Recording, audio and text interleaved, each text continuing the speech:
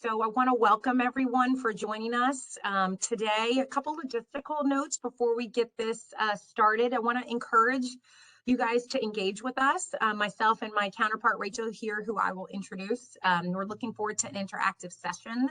We're looking forward to providing some value to you, answering some of your top of mind questions.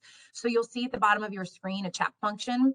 Go ahead and pop your questions in there. If you wouldn't mind selecting from all panelists, that would be great. I already am seeing some greetings from around the world, Rachel, some people from Argentina. So thank you guys for being with us and giving us a shout out for where you are in the world. We greatly appreciate the interaction.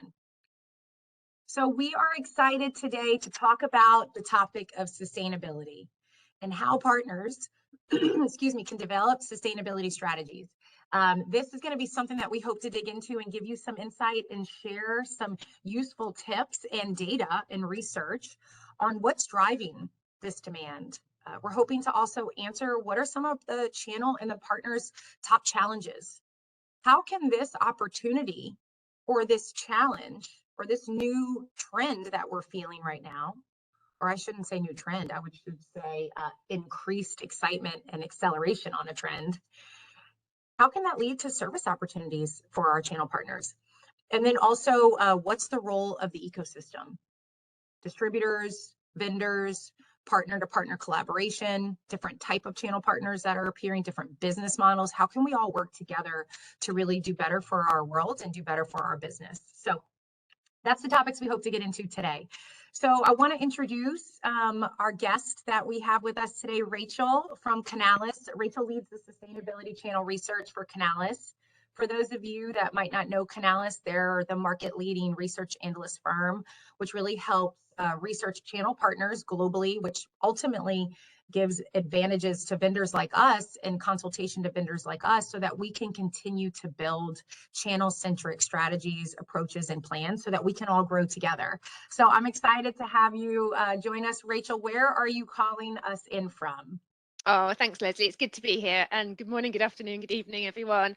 I am in the UK. I'm based near Reading, and it's great to be discussing this today. It's a really important topic. Yes, absolutely. And many of your counterparts are there, right, Rachel? One of your major hubs, correct, in Reading? Yeah, Reading's one of our UK office. Yeah. So. Well, yeah. I greet you from the northeast of the US, which is also a large hub for us here at Schneider Electric. So now we're going to ask for some interaction in a minute. We're going to deploy a poll to try to see where you guys are at in your ESG or your sustainability goals. But while this comes up, I'm going to give you guys some background on the research that we deployed. So let's go ahead first and foremost and pull up our poll. We're going to ask you about your own specific sustainability goals. Have you set your sustainability goals? You can see the question on the right-hand side of your screen. Option A is yes, you're fully aligned. Option B is yes, but you're just starting to set your ESG goals right now. So you're in, but it's maybe a new effort for you.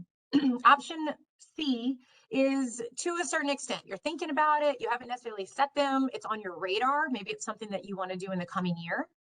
And then D brings us into know that you're going to take care of that next year. Nothing today, you commit to do it next year.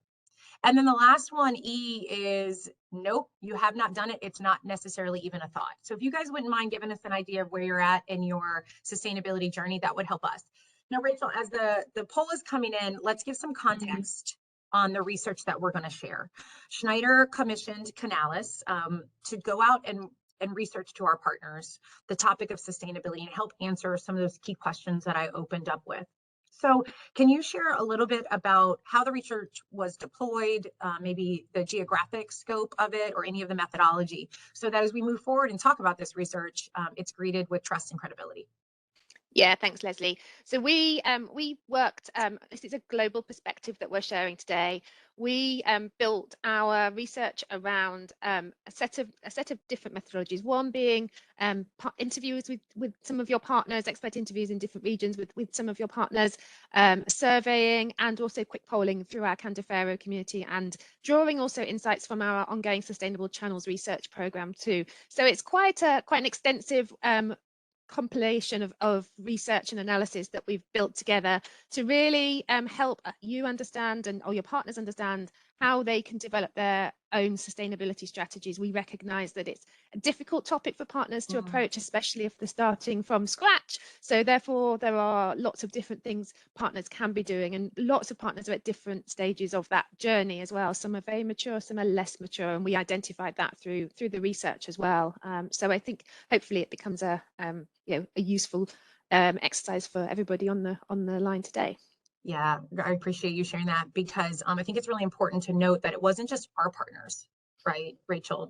Our ecosystem of partners within Schneider Electric, that we really were able to reach out into the entire channel community. So that really creates a great neutrality. I really appreciate that. So results are in. Interesting. Majority of our participants today did not answer. I don't know how to take that. I don't know how to take that, Rachel. However, that's interesting. I think that maybe there's a hesitation to admit where we're at. Forgive me for reading into that, audience. But for the ones that did respond, it was a C, actually, to an extent. You have just kind of falling in the middle where they're starting to think about it. And I'm not surprised by that. Rachel, are you No, surprised not by that? particularly. No, not particularly at all. I think that's it very much, Leslie, in line with what we've seen. We'll dig into that, a similar question that we asked as part of this as well. But I think that really does highlight some of the challenges that we see in terms of where people are and where people are heading. And I think it's very interesting that the majority of people chose not to answer. That's interesting. Now you're the analyst. What do you take from that? What is your takeaways as far as some other data points that you've seen in the market? Why would people or most of our channel be unable to answer? What's your thoughts Yeah, on that? very good question. I think it's possibly they don't want to commit on a webinar. I think if we were conducting this separately on our Candivero platform, they would be more willing to, because it's then shown as aggregated feedback. So it might be some of that. Also might be there's some natural hesitancy to be saying that we haven't quite got there yet, or we're only just thinking about it and we're not where we would want to be, and maybe that reticence there as well. So we'll try and break down some of those barriers as well today, and highlight some of the challenges and opportunities that that are available, and that partners can be looking to develop too. Yeah, it's great. Very telling of where we all are mentally, emotionally, and tangibly on this effort. So, well, thank you guys for the interaction, and thanks for that quick assessment, Rachel. Let's go ahead and thank you, and let's dig into what's really driving. If you don't mind, before we get into the partner opportunity, let's kind of maybe shed some light on what's driving this this demand in market. Yeah, perfect. Thanks, Leslie. So I think one of the things that we wanted to explain to start with is at Canalys, we see three core areas that are driving the sustainability discussion, and they fall into social, regulation, and the market conditions. I'll start with social. A lot of the partners are telling us now that their customers are increasingly expecting them to be advising on sustainability, asking them questions. A lot of C-suite executives now, particularly in the larger organizations, have bonuses tied to their achievements or progress towards their own sustainability strategies.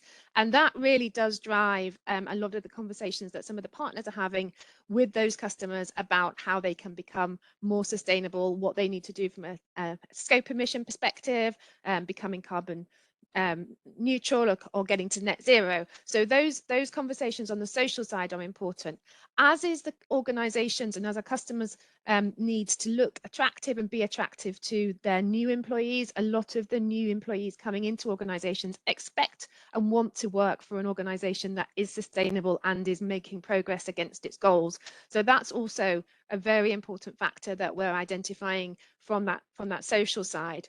We're also noting as well that for companies that aren't on that journey, they're less likely to have the brand associated with being a sustainable organization, and that's also influencing a lot of those decisions.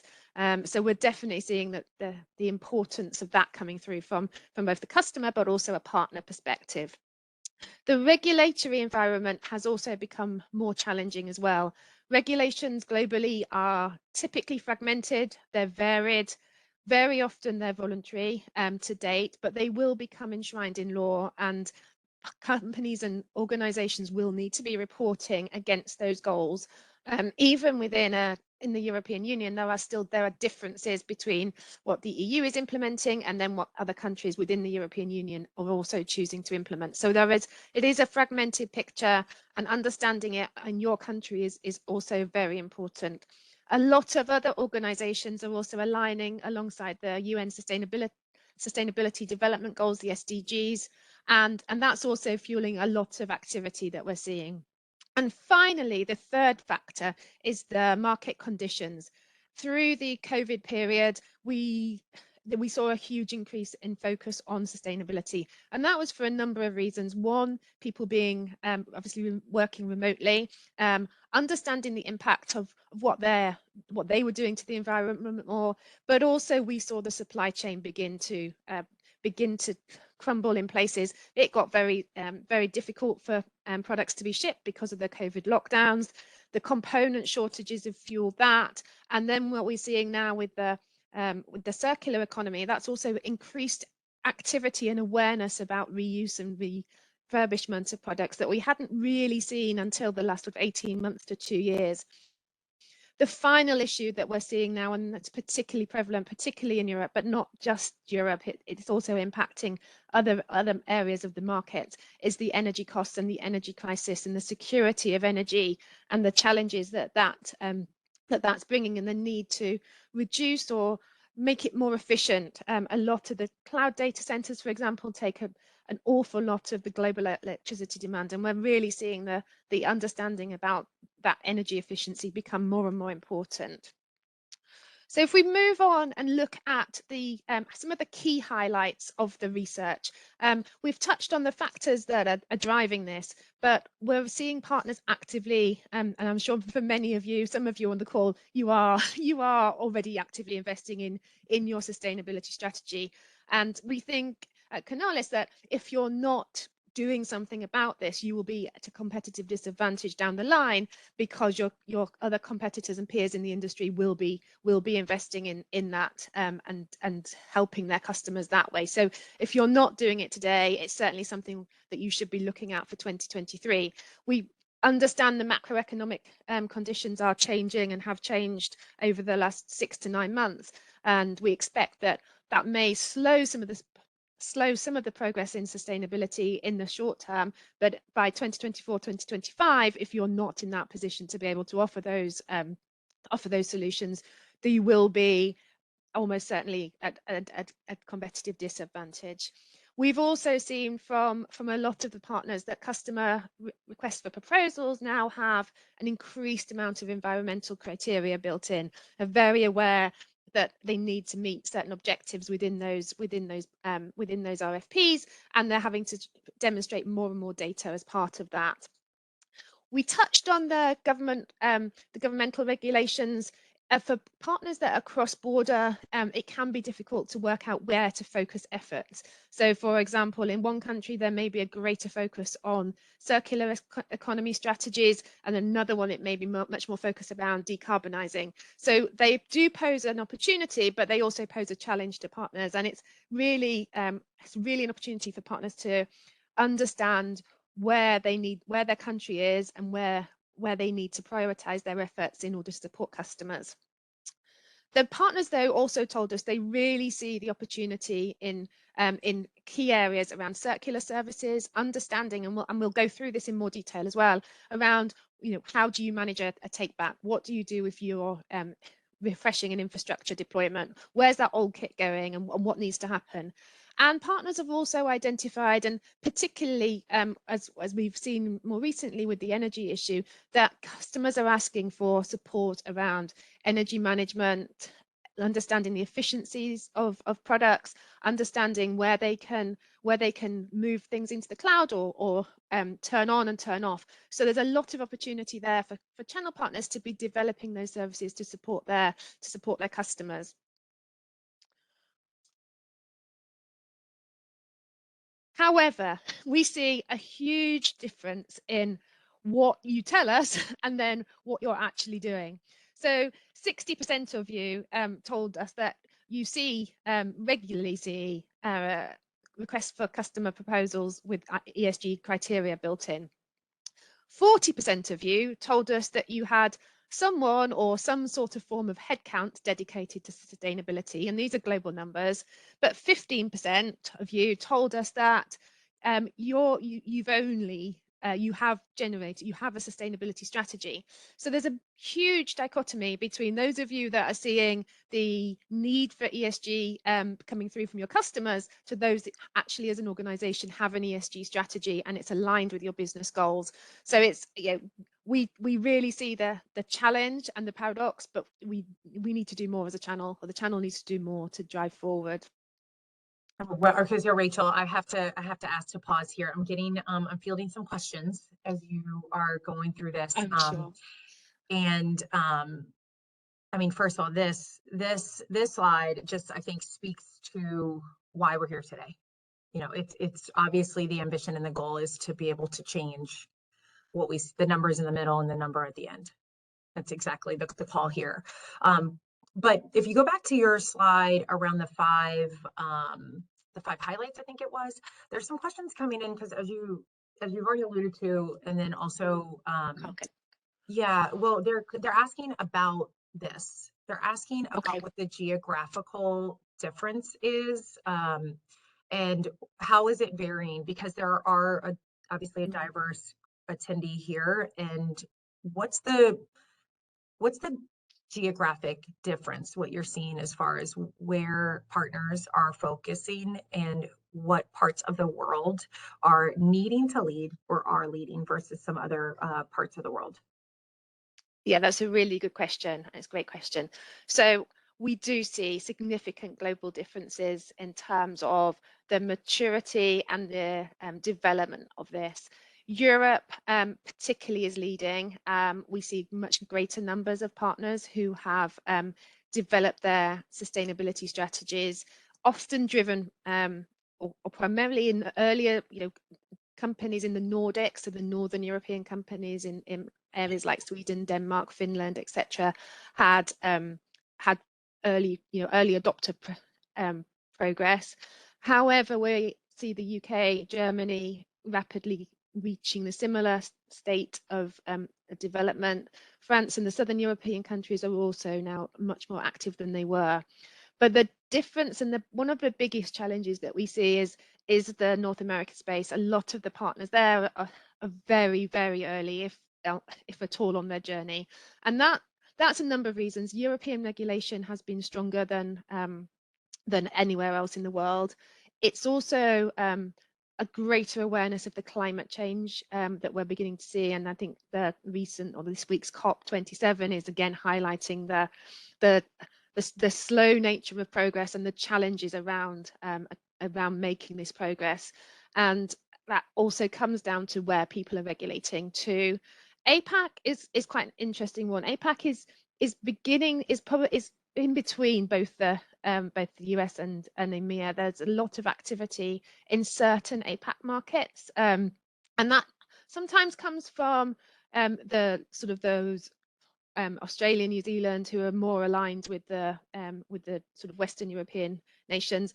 But we're also seeing a little bit like we see in Africa, in Europe, or in the EMEA space, where the supply of renewable energy is vital because they can't guarantee fossil fuels, and that the risk factors of relying on that are great. So there's a move as well in some of those nations for that move to renewables to make a difference in terms of how they're fueling the data centers and how they're managing cloud infrastructure too. So it is a very split picture globally, and I think that again adds to the challenge, but also shows the breadth of the channel in terms of where they are in progress and the necessary steps that we think partners need to be taking, but also noting that it is influenced by geographic location, regulation, and also need to move to renewable energy as well.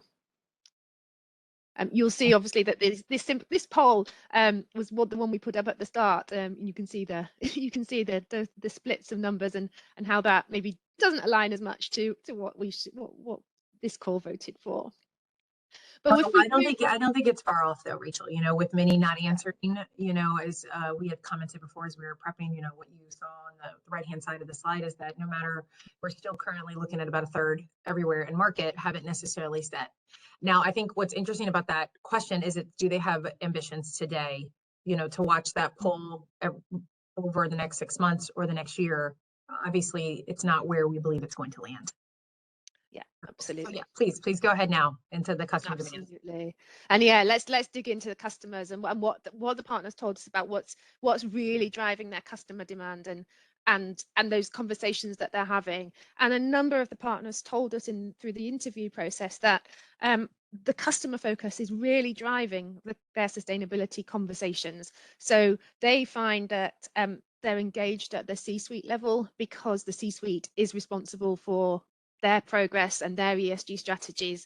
So they want to know what their carbon footprint is. They want to know what their data center is emitting. Where, if things are in the cloud, where is that? You know, what are those emissions? How can they reduce their carbon footprint? So it gives partners a real opportunity as well to get closer to the customer, to be able to provide those carbon services, and to be able to show and demonstrate to the customers, particularly when they're having those conversations about how they help their customers meet their ESG objectives, that the channel partner, the IT channel partner, can be a real part of that solution and part of that conversation. So there are a lot of the partners who've seen this and have understood that ESG engagement and investment from customers are seeing the benefits of being able to have those conversations with those customers. The customers are also seeing the environmental considerations are important for just over half, and then those government regulations definitely play a part for a number of, you know, a large proportion of customers. And then the shareholder issue is quite interesting. We're seeing investors actively investing in organizations that have their sustainability strategy set, and because their stakeholders want to see their investments being placed into sustainable organizations. So that also is driving customer demand and customer awareness, which is really important in terms of understanding where the customers are on that ESG journey and that sustainability journey. And then over 75% of RFPs do have some level of ESG criteria built in, and that's a more general number than the earlier one, which 60%, which is a frequently one. But it is important, and it's also important to identify as well that the partners also told us that the ESG strategies within customers do vary. And again, this comes down to a little bit of the government regulation, but also a little bit from where that particular customer sits in terms of verticals. So some may be looking at simply understanding their scope 1, 2, 3 emissions. Some may have a commitment to get to net zero. Some may be on a carbon neutrality journey. So there are very different strategies that the customers are deploying, and that's also important from a partner perspective to understand, to be able to support and move those conversations and move those needles forward. And we also, the biggest thing in the research that came out was really the challenges that the partners see in developing those strategies. And one of the biggest things that we see, if we look at the take back challenge in developing services around take back, is there are 3 key things that came out. One being customer awareness, one being customer data privacy concerns, and then the third one being changing internal sales cultures. And that comes from customer awareness is quite interesting, because many customers are aware that they've got old IT if they're refreshing fleets of servers or storage or PCs, but they're not always aware of where they should go. How do you what do you do? How do you offer them back to somebody? Where can you donate them, etc. And actually, the customer data privacy, a lot of customers are very nervous about those devices ending up somewhere without their data being properly wiped. They would rather have them, in some cases, shredded than being recycled and reused. So there are a number of hurdles that the partners face in driving those conversations forward. And the other one that came out quite strongly is it's not yet, in many cases, part of the sales culture to be asking when they're selling new, what's happening to the old equipment, and being able to build that into the sales conversation. So there are a number of things that the partners are aware of, and the challenge there. The customer awareness one comes from a lot of it is partners being able to create that awareness. There's some partners who are using marketing development funds to create events or services to generate and help customers understand the process. And that also ties into the challenges they see around developing energy management solutions. It's in the energy management, we had the customer awareness came up as well, but also training sales teams, explaining to sales teams how they can position those services, and then understanding which solutions offer the most efficient energy consumption came out really strongly in this one as well. And we think that this is, it needs a multifaceted conversation as a partner, and working together with vendors, as well as understanding within your own organization where your strengths lie and where your adjacent possibilities exist.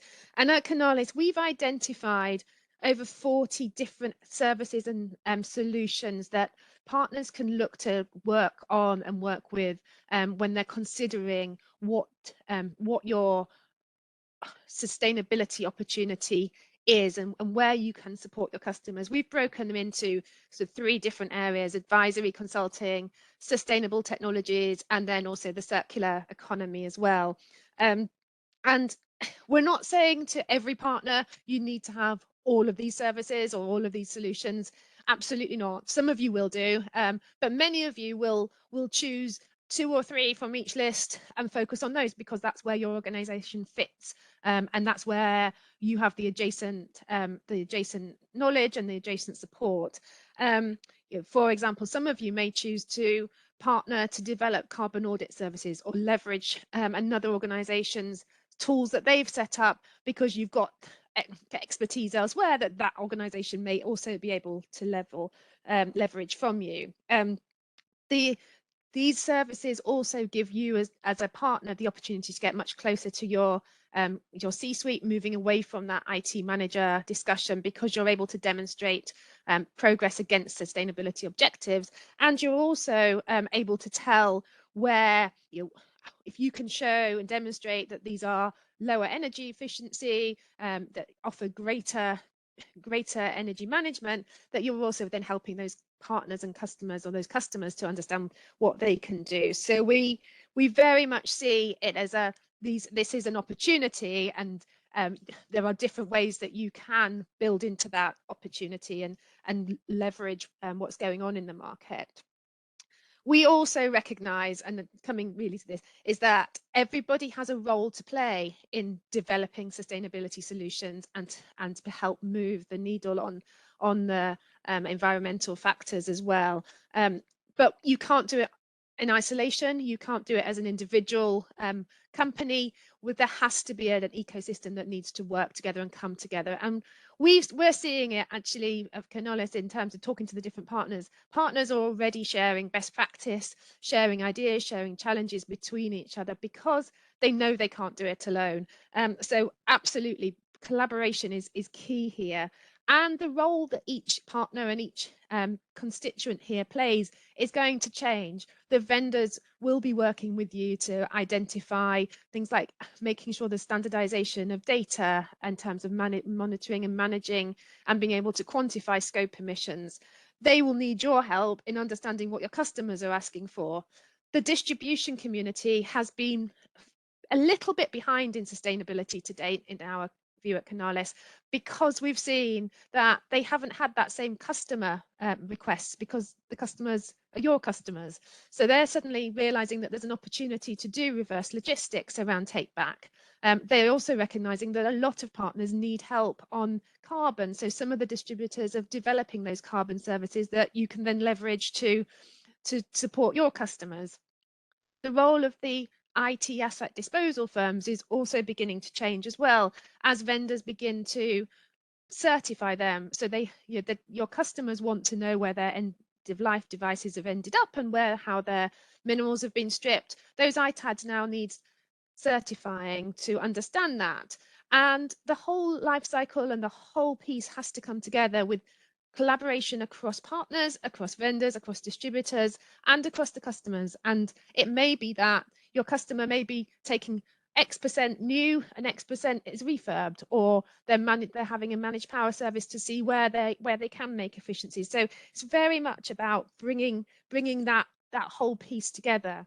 The biggest challenge that we still see though at Canalys is that the vendor community is still is a significant part of the sustainability problem. Firstly, we see three key reasons. The first one being that often the vendor sustainability objectives are not always aligned to the broader commercial goals of the organization, and that does pose some challenges for partners, particularly those of you who are wanting to invest in sustainability. The data on scope 3 emissions from products and services and solutions is still patchy, and there's no industry standardization across that in the technology industry. And thirdly, and probably finally on that point, is that in many cases vendors themselves are working on their sustainability strategies, but not always including the partners within that. And all vendors need to work together with their entire ecosystem to become more sustainable. So it does really, there is a significant degree of frustration that we picked up from the research, that the vendors aren't always supporting you in that goal. Rachel, may I? You may. May I? Okay. You're on the phone. You're on a call with a vendor, Rachel.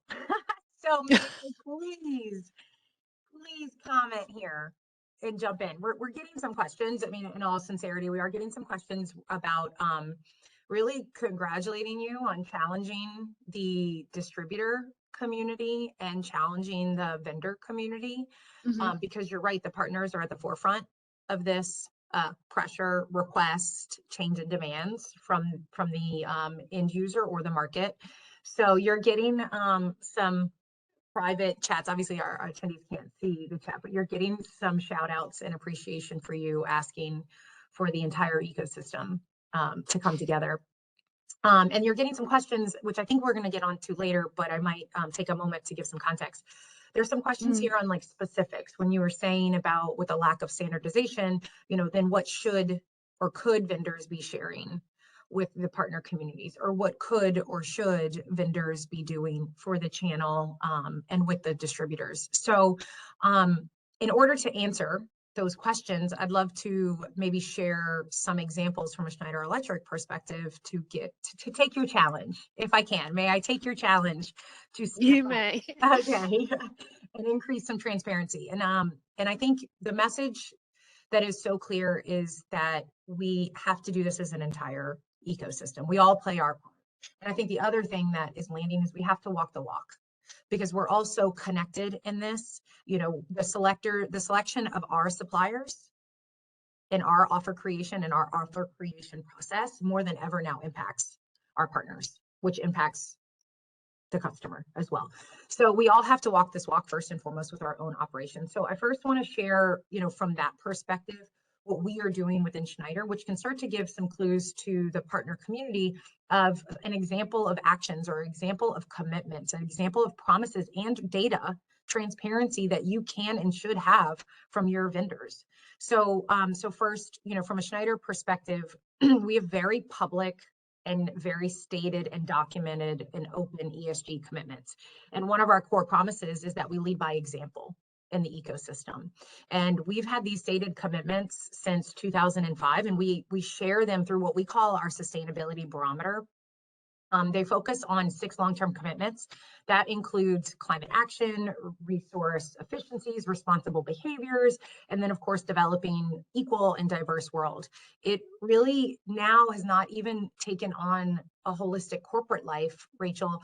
And this is another, I think, that key that partners should look for vendors, excuse me, is not just corporate promises, but are they even moving it down into the local markets, country-based ambitions, not just at the corporate level. And I'm proud to say that that is one of the advancements that we've made as well. All of these are directly aligned with, CBTI, as we know, Science-Based Target Initiative, and it's directly tied to our carbon pledge.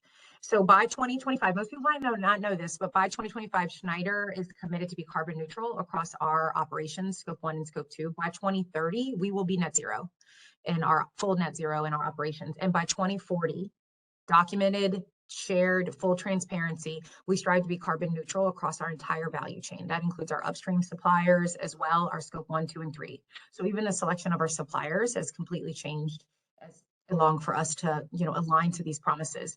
And I think you hit on something very important, Rachel, which is about third-party validation and transparency. And so us, partnering and being recognized by organizations like CDP, and also constantly and transparently reporting on that has led to is key, but it's also led to one of the reasons why we were named the #1 most sustainable company in the world last year in 2021 by Corporate Knights. Very proud of that. So when we say that we're trying to lead by example, those are the types of documented promises, commitments, strategies, global and local, that we are putting to market. And if we have not brought that level of transparency or awareness to our partners, you're 100% right, Rachel. It's on the vendors to elevate that up. And I think we take for granted, if I'm honest and humble here, and I hope many vendors are probably in the same boat. We're on this journey and we're on this path, and maybe we've taken it for granted, especially since for us, it's been in our DNA and it's been core to our practice since '05. So we might take it for granted. And you're absolutely right to pose that challenge to the vendor community to step forward and be more transparent and bold about that, because be quite honest, we're very proud of it. It's also one of the main reasons of our talent retention, our recruitment. It's one of the main reasons why people really like and want to work for Schneider and with Schneider as well. But I'm going to go, if you don't mind, Rachel, I'm going to go one step further, because the second ambition is not just to do it for ourselves, but it's to help our partners and our customers. Stated ambition is to be the digital partner of sustainability and efficiency for our partners and customers. Now, we have to walk the walk as our first ambition, but we also have to help our entire community strive to do that. So most people probably don't realize that we have a dedicated team that helps corporations, including you partners. If you were on the phone and you were in that option C and D, I think, Rachel, or C, D, and E even, not yet, Yep. and even no, let us help you, through our expertise. We have over 2,500 ESG experts that are working with corporations of all sizes to help build and develop your ESG goals. We focus on 3 steps: strategize, digitize, decarbonize. First, you have to have a strategy. It has to be part of your company's ambitions. Second, you have to digitize all your data, know your footprint, know your impact, and then you have to make an action plan toward decarbonization. And I'm proud to say that those experts have been able to advise over 7 gigawatts of renewable PPAs, which are power purchase agreements, if people aren't aware of that, since 2014. So you can start your journey if you're partnering with the right vendors or the right consultants that have experience. But now that's, getting us to walk the walk, right, Rachel? I think you had said we have to clean up our house. I think that was the challenge that we all have to do first and foremost. But then as a vendor community, it's our responsibility to help you as partners now move that into developing, selecting, delivering the right solutions to your customers and have the right business enablement. And so look into your vendor portfolio. What are they providing you?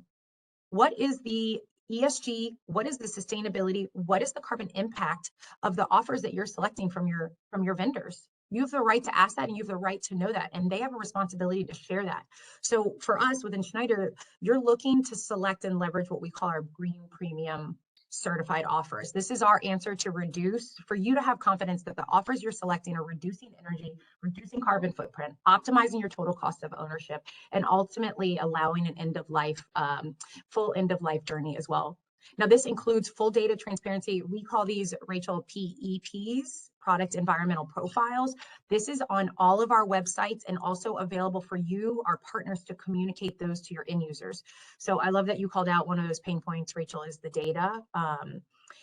But within our green premium portfolio, over 75% of all of Schneider's product sales come from green premiums. So today, most likely what this means, Rachel, to our partner community is most likely you're probably selecting the right infrastructure, equipment, or solutions to help hit your ESG goals or your customers. You just might not know it and might not see it. Or you might be selecting offers that you're unaware don't hit those ambitions. So just by making a switch within the portfolio that you're leveraging today, you're able to move in that journey. So you're right, Rachel, we probably don't bring enough awareness to that.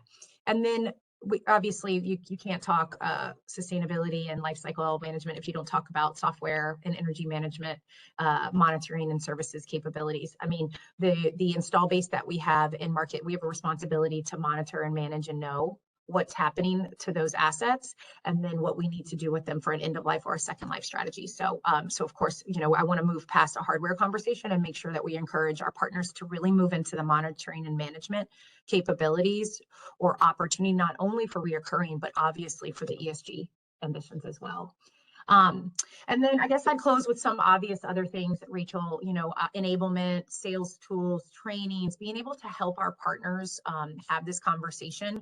I would say this is probably where we have been the weakest, if I'm honest, Rachel, and it's where we're going to be focusing moving forward, and also targeting things like our configuration tools and our selector tools, so that as partners are designing for the end user in mind, the opportunity to select easily and quickly the most sustainable solution or offer, or just make that switch, we have to bring that to their fingertips. And that's one of our stated ambitions.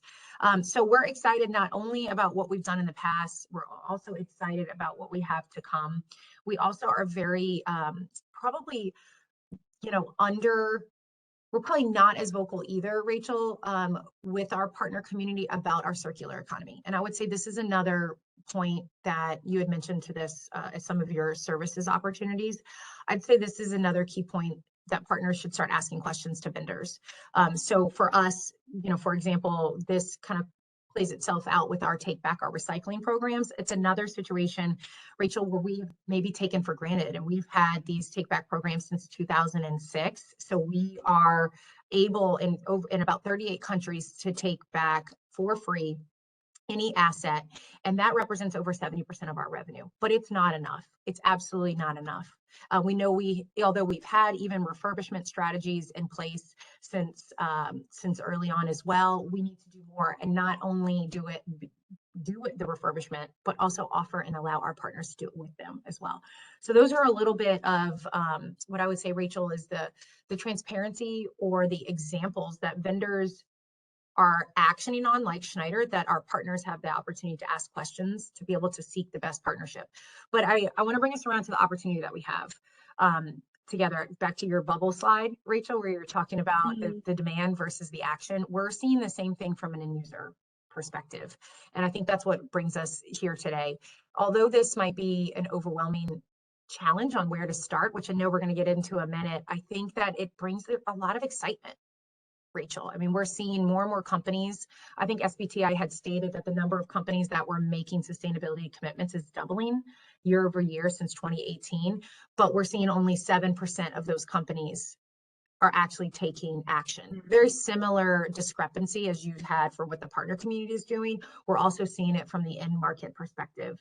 And with edge computing and digitization, the edge environments are on pace to are on track to outpace data centers. So we have this amazing opportunity for us to step forward as an ecosystem. And so I take your challenge, Rachel, as a vendor. I hope that sharing a little bit about our ESG stated commitments, the third parties that are validating, the portfolio in which we're designing intentionally, the solutions that we have offered to our partners, the circular economy, and the future that we want to build together brings a little light into maybe some hope that although vendors are part of the problem, they are also in the future going to be part of the solution. So thank you for letting me take that challenge and take a time there, Rachel. The questions were very challenging to what the vendor community should be doing. And that's a couple nuggets on where Schneider is focused and where we can partner with our channel. So challenge accepted, Rachel. Now, unless you have any other questions for me or any other questions come into the chat, I think we are getting asked to close out and talk about tangible actions our partners can make. Yeah, no, I think that's really helpful, Leslie. And I think it's good to hear you know, what the progress that Schneider's making as well. I don't think you're alone in maybe Mm. not telling the partners as much as you could be. And I think it's a really good to get that insight and overview as well.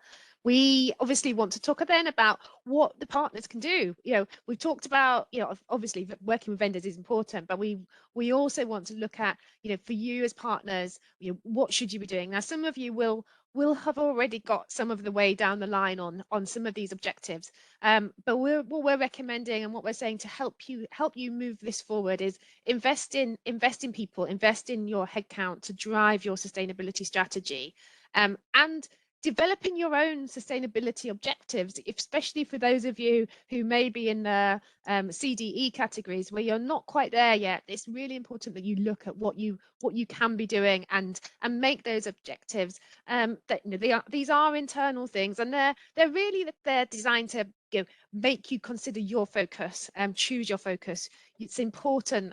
Leslie touched on this actually, saying Schneider had to get its house in order, but as a partner, to demonstrate and to become a case study to your customers, you need to do the same, and it will help you begin to then build your own services, build your own pieces for your customers, your own solutions, to get them to support them. They want that support. They really they need that. They are as they're in the same position of having to look at what they're doing as well. But they definitely need those solutions from their channel partners. And the technology industry is clearly a clear contributor to some of the challenges that we're seeing in sustainability, but it's also got the ability to solve a lot of the challenges, and we've said that for a long time.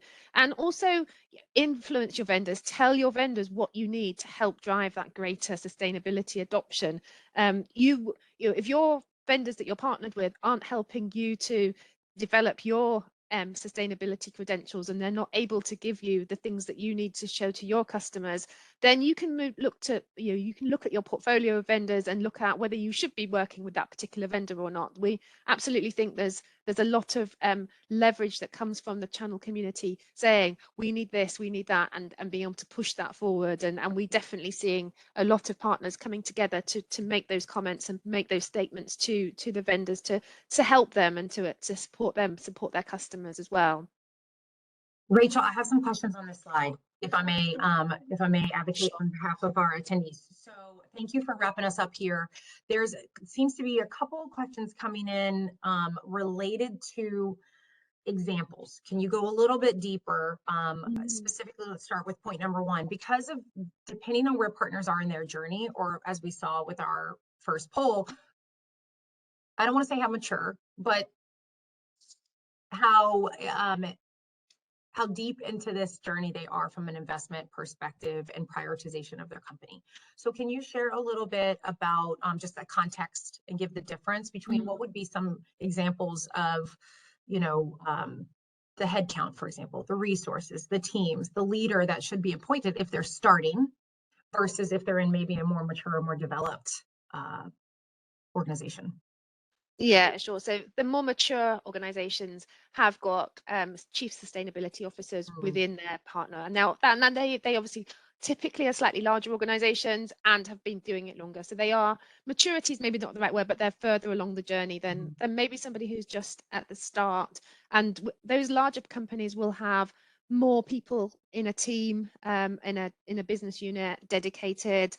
Some will be internally focused, looking at what their own organization needs to be doing. Others will be externally focused, developing carbon audits, supporting on circular strategies, supporting some of that side of things.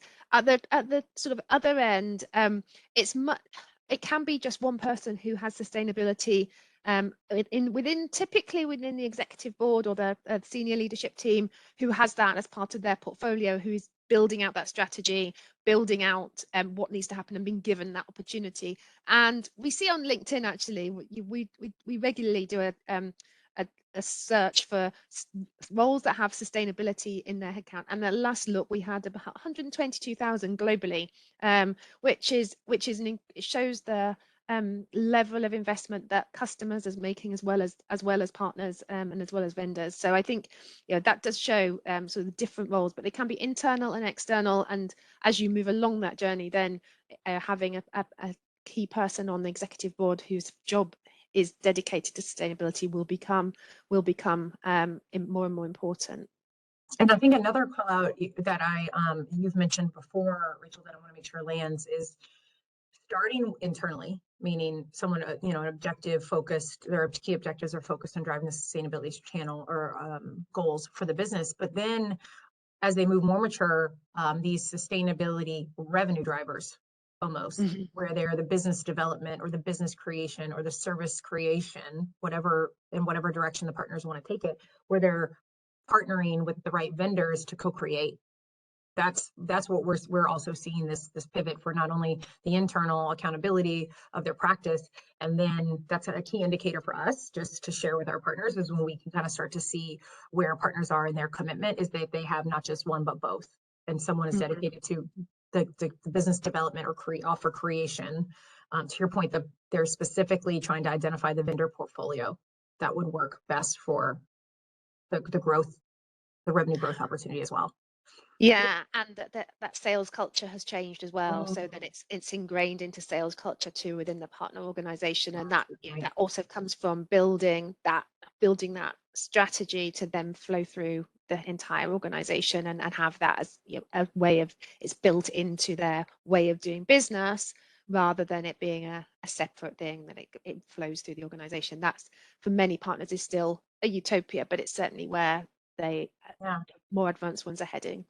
And that ties to the question we have on number 4, actually, which was some examples of the type of assessments that partners could start now, the type of services that partners could develop now if they're maybe just starting this journey, versus maybe what are some examples of some more mature services. I think you were kind of alluding to that.